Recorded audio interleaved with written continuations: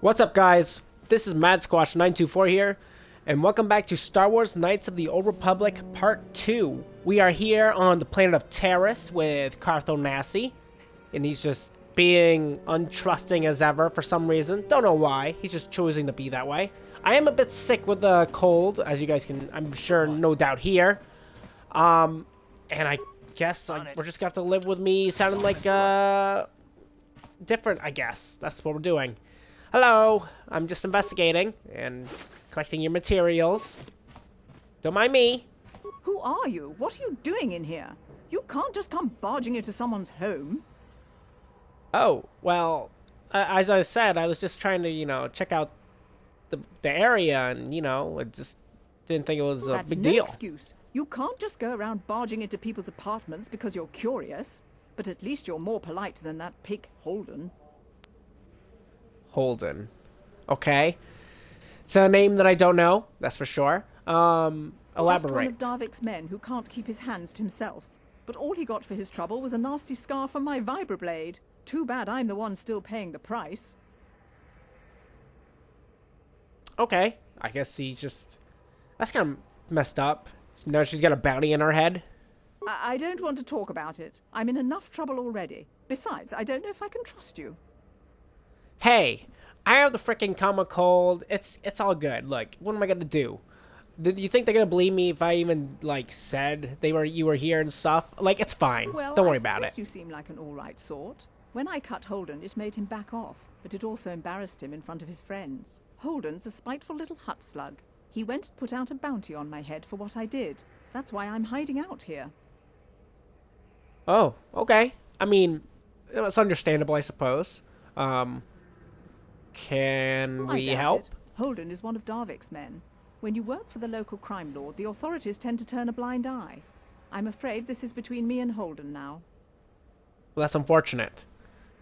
Do you know where he is? Perhaps I can talk to Holden for you. Try, I guess. He usually hangs out at the cantina in the lower city. It probably won't do any good. Holden's used to getting his own way. That's one of the fringe benefits of being a goon for Darvik. Working for the local crime lord lets you get away with things. Still, I appreciate the offer. Sure. Can I ask some questions? I can't help you there. Since this thing with Holden, I've been scared to leave my apartment. I don't know anything about what's going on in the outside world anymore. Well, that sucks. I guess I'm gonna be going then. Sorry to bother you. And good luck. I hope you can talk some sense into Holden. We shall try. We shall try indeed. And we are actually in the upper city. So we'll have to find a way to get to the lower city, even to figure that out. Well, I don't see too many of your kind around here. Most of the residents in this rundown old apartment are illegal aliens. My name is Lauren, by the way. Okay, pleasure. My name is Squash. Oh, I know it's not really any of my business, but you look like someone who might need to purchase one of those new energy shields. They're the latest thing, Very, very high tech. Well, I know a lot about energy shields, but not everybody at home does. So, what's so fantastic about them? Well, when you use it on, it surrounds you with a radiant aura particle mesh that absorbs blaster bolts. It's pretty handy in a fight, I must say. The shields even protect against lightsabers, or so I hear. The shields aren't perfect, of course. They can only absorb so much energy damage before they burn out. And ion blasters will take you basic dueling. It'll take your basic dueling shield down pretty quick, And I can tell you from experience that they aren't any good at all against a simple vibroblade. That's why the Republic has been training soldiers in hand-to-hand and melee combat. Okay. So, that's what, thugs and stuff use, I suppose, then. That makes sense. Who makes it? Well, I've heard rumors of the Eternity using shields like this, but I never saw anything like them around here. Not until the Sith came, however. Where they discovered the technology is anybody's guess.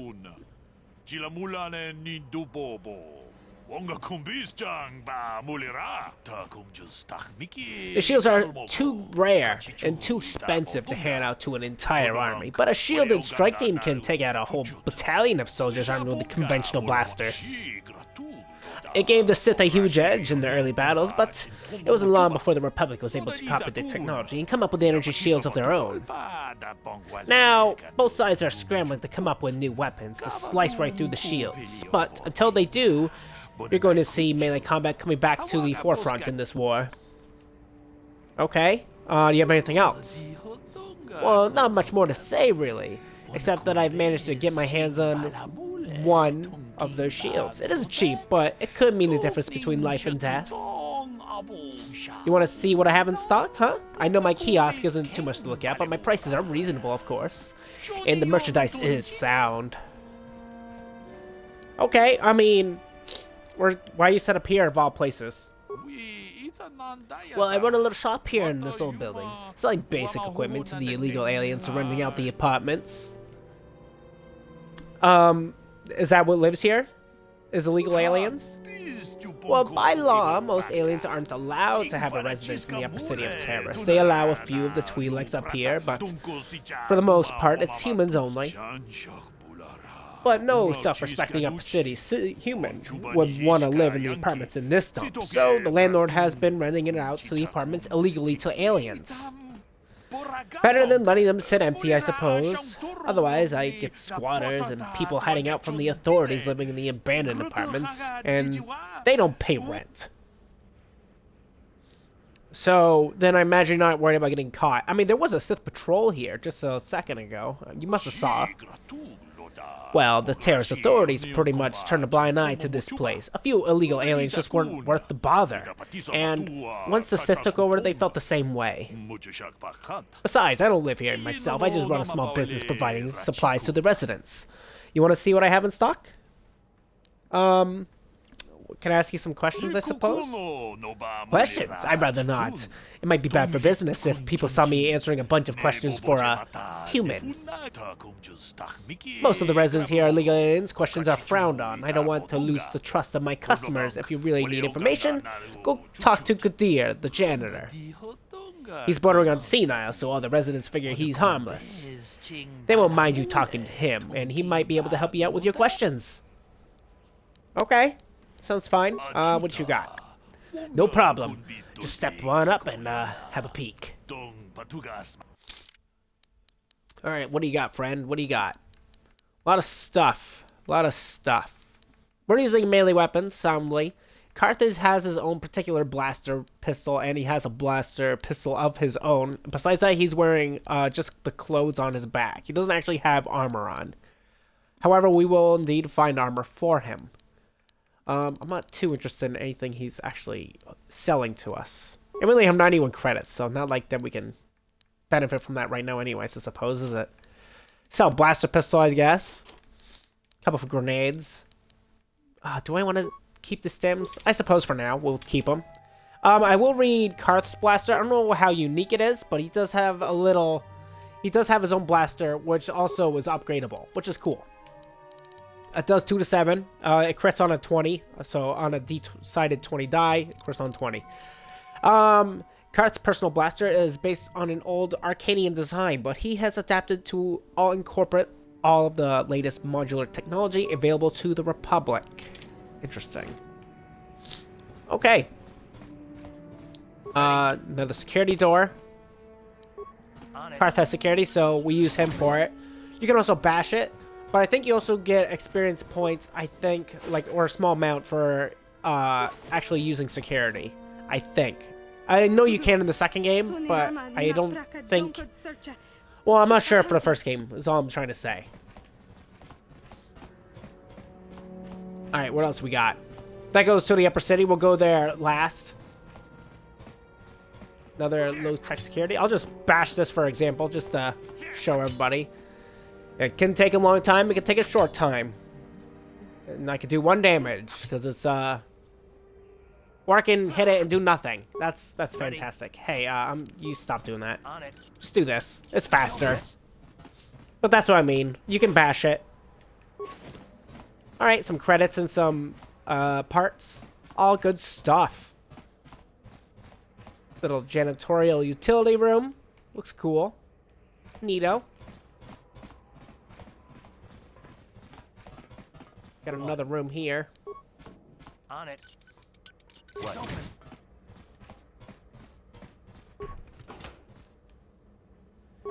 Credits and a med pack in part for repairing a droid.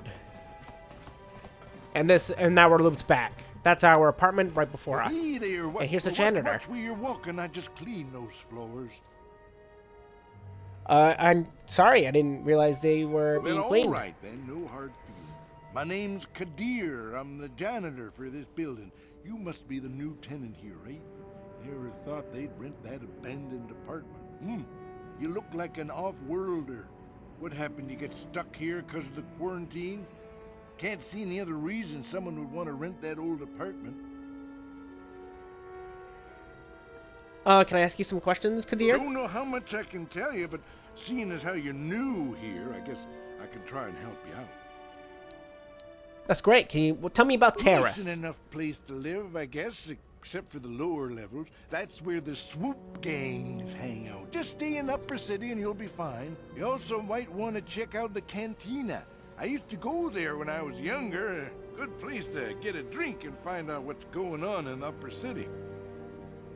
That's fair. And the cantina is where exactly? Just keep following the apartment complex ring until you come to the elevator. It'll take you out to the upper streets there. And from there, just head south a ways. You can't miss it. You got it. Can I ask about Don't something know else? how much I can tell you, but Well, we know we could get some equipment, I guess, but I guess we don't really need to know this. What do you think of the Sith and the quarantine not here? much of an issue for me, you know. I ain't never left Taris, and they ain't never gonna. A lot of other folks are sure riled up about it, but I don't really know much about it. I prefer to keep to myself mostly. But there's plenty of people at the cantina who'll be more than happy to tell you what they think about the Sith and their quarantine. Okay. So go to the cantina is what he's I'll telling get us. back to work anyway. I'll probably see you around. I'm here most of the time. The building doesn't clean itself, you know. Cool. Thank you, Kadir. And as you see, this is our apartment. It just goes back to the hideout. Now, from here, I think it's safe to assume we can actually go out to, the south upper city. And let's just go out. Upper city south. We could do some more exploration. That'd be fantastic.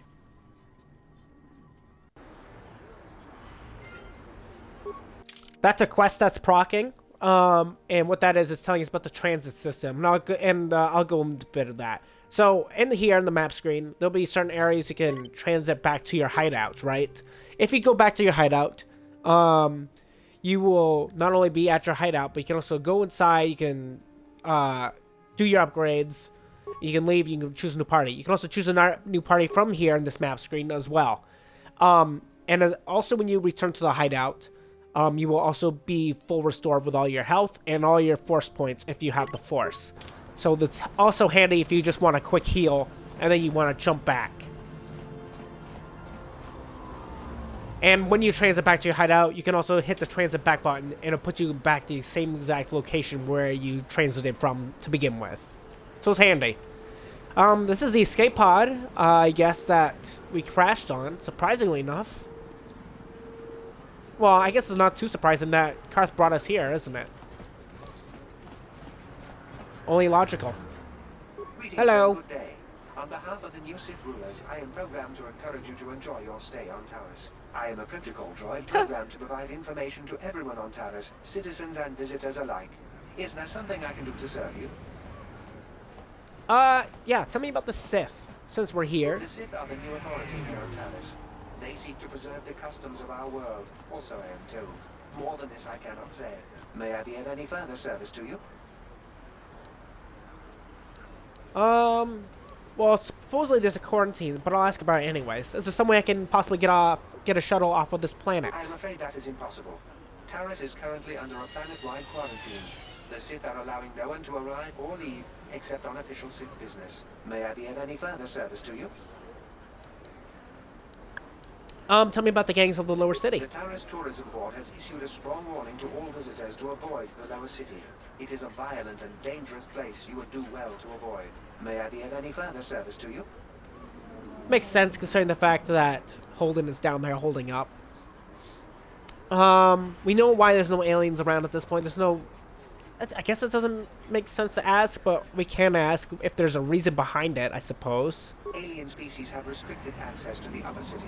This is one of the most ancient traditions of Taris, and the Sith have promised to preserve such traditions. Of course, I have yet to see them arrest a single alien for traveling the upper city without a permit. May I be of any further service to you?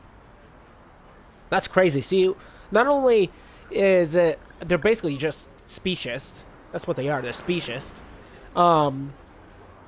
You have to have a permit to even be in the upper city to begin with, which is kind of messed up. Very racist planet. Who do you work for, droid? I'm an employee of the Taris government, programmed to provide information and guidance to any who require it. May I be of any further service to you? Yeah, you're a guide droid. I get If it. you will excuse me, I must continue my appointed rounds. Cool.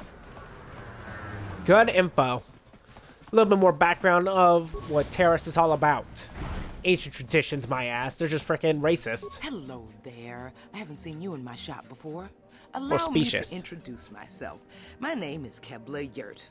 Welcome to the Equipment Emporium. You looking to buy some supplies? My shop's the largest one in all of Upper Taris. Best selection on the planet. Whatever you need, I've got. Well, mostly. Mostly? What do you mean by that? The Sith confiscated all my heavy weapons, and they impounded all my ships and swoop bikes. But I've still got a real nice selection, if you're interested. I am, in fact, interested, but I would like to have some questions answered if I Anything may. I can do to help a potential customer out. What do you want to know? What do you know about the escape pods that crashed here on Taris? I heard a couple of pods crash down in the Undercity. I bet the crash sites have already been stripped clean by the Sith, though. Unless the swoop gangs or Davik's men got there first. Okay. Can you tell me about the swoop gangs in general? We only got a basic understanding of I them. don't have anything good to say about those swoop gangs. Zooming around on their swoop bikes, terrorizing the lower city like a bunch of animals. Things weren't so bad when the hidden Becks were running the show. But ever since the rise of the Black Vulcar gang, the lower city has been nothing short of a war zone.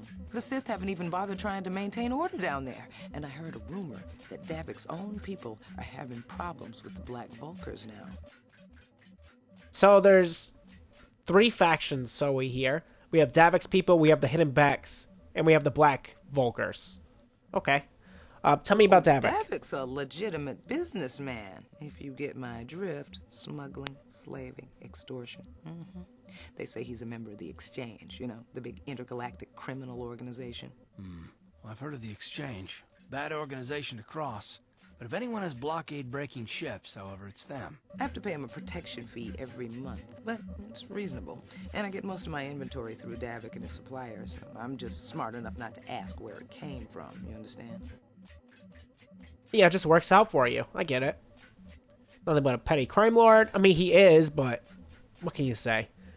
Is he working with the Sith? He doesn't sound like it, so I'm not even going to bother asking that kind of question. This is what we need right here. General information. Oh, you're one of those off-worlders, aren't you?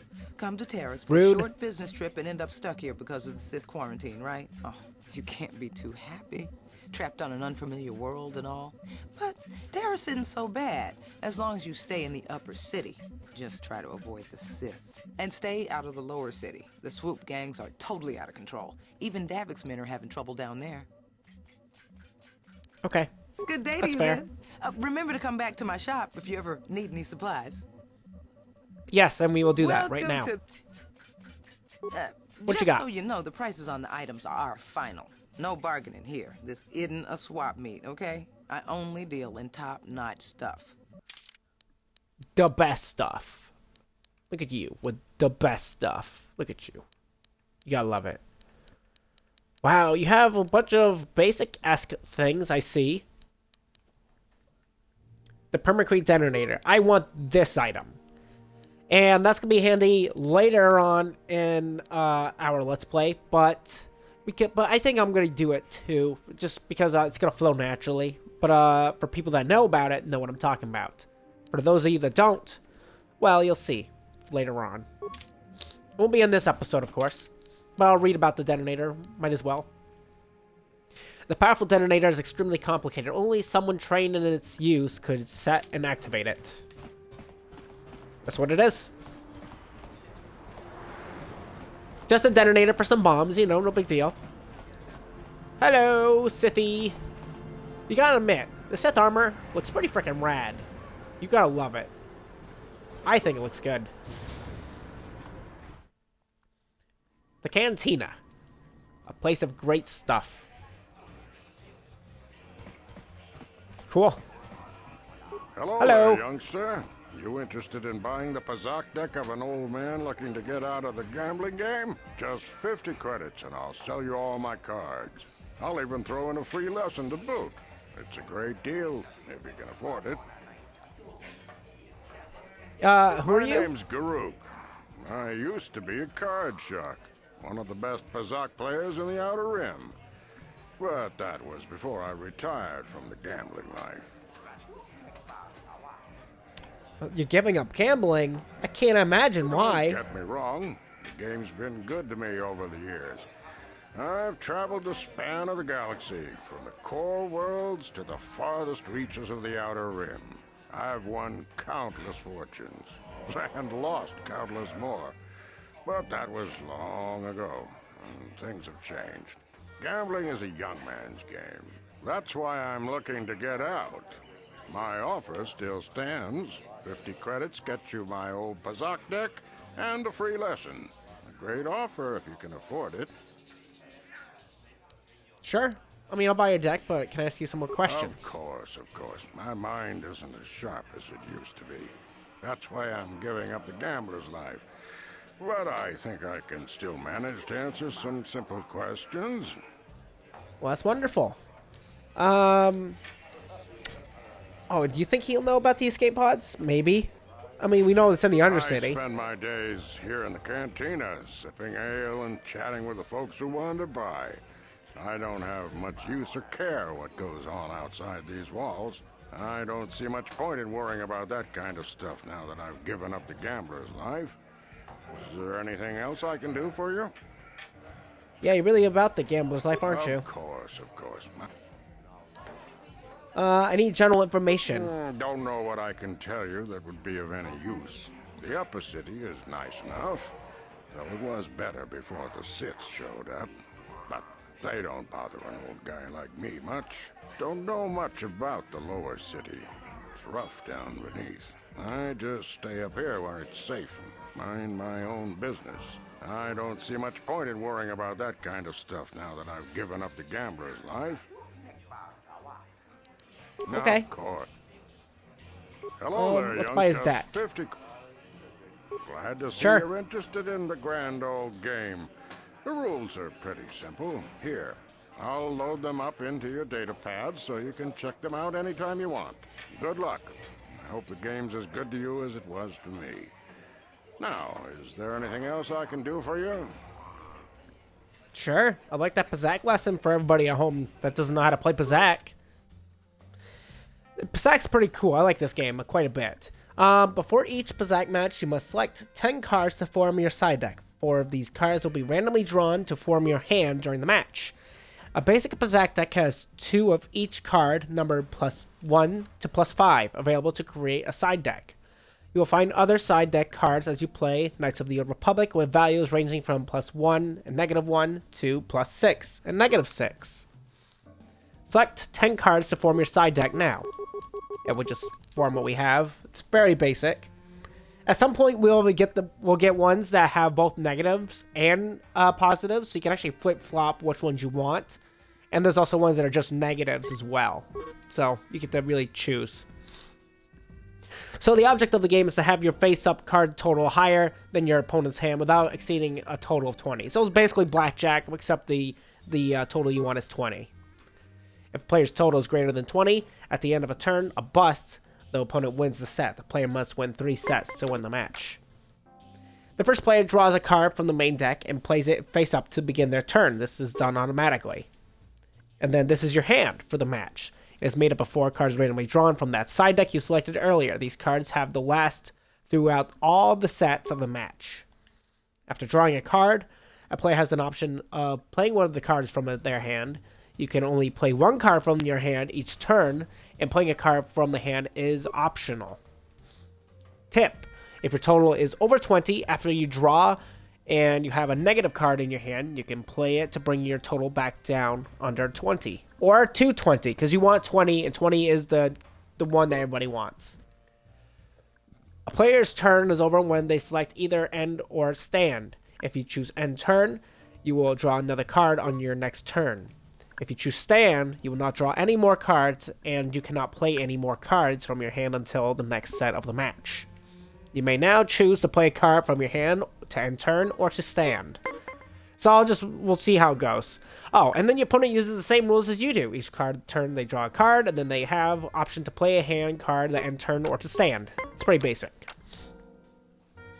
So yeah, this kind of situation we're trying to get to 20. But this will bring us 19, that'll bring us to an 18. I'm going to risk it and just try to get what I want. And it worked out. If a player's total is exactly 20, they automatically stand. The opponent can continue to play until they stand or bust. So he just happened to luck out, which is nice. And he played his 3. And now, he only has those cards left. A match continues until one player has 3 1 sets. Ties do not count. You never give him more hand cards in the match. So, you have the 4 cards you have carefully. Use the 4 cards you have carefully. It's easy to understand.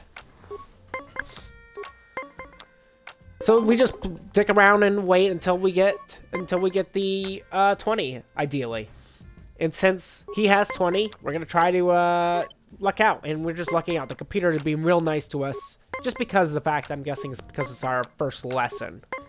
But usually the game is much more, well, like that. It's a little bit more meaner than that.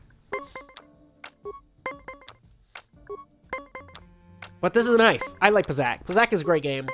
It's a good little moneymaker. You can also save scum it if you think you want to try to earn some credits. If you do save scum it, because I've done it before, and so you can just keep getting wins. They have a certain number of wins you can actually acquire before they don't want to bet with you anymore. So you can only do that for so long. There's some players that you'll encounter where you can go forever, though. Just as a heads up. This one, he won't bet. It's just for the lesson. It's just to understand the game. And we have a 5, so we'll play our 5. There we go.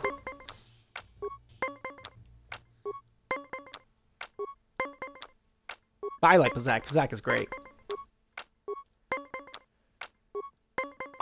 And the KOTOR 2, Nice Little Republic 2, when we eventually play to that one. I know the cards get a lot more complex. They do a lot of different stuff, so it's very interesting to play. Cool. We won that one. Because he stood at 18 and we had a 20, so we worked out.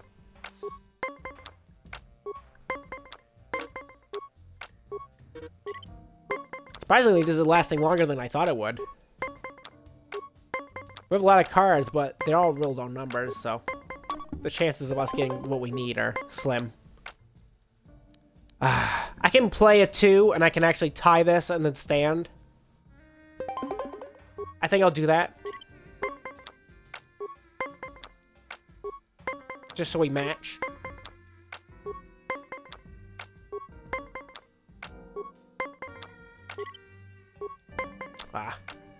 It's getting dangerous. Hey, we did it. Match is over.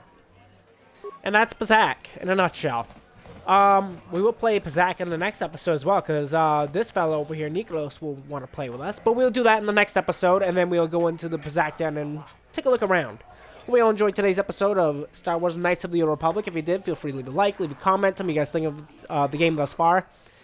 And if you're new to my channel, or been watching me for a little while, but you haven't done so for any reason, and you're interested in this Let's Play, feel free to subscribe to me, MadSquash924. And don't forget to ring the bell to get notified of my latest and upcoming videos. And I'll see you all in the next episode, where we'll do lots of good stuff. Talk to you later. See you next one. Bye-bye.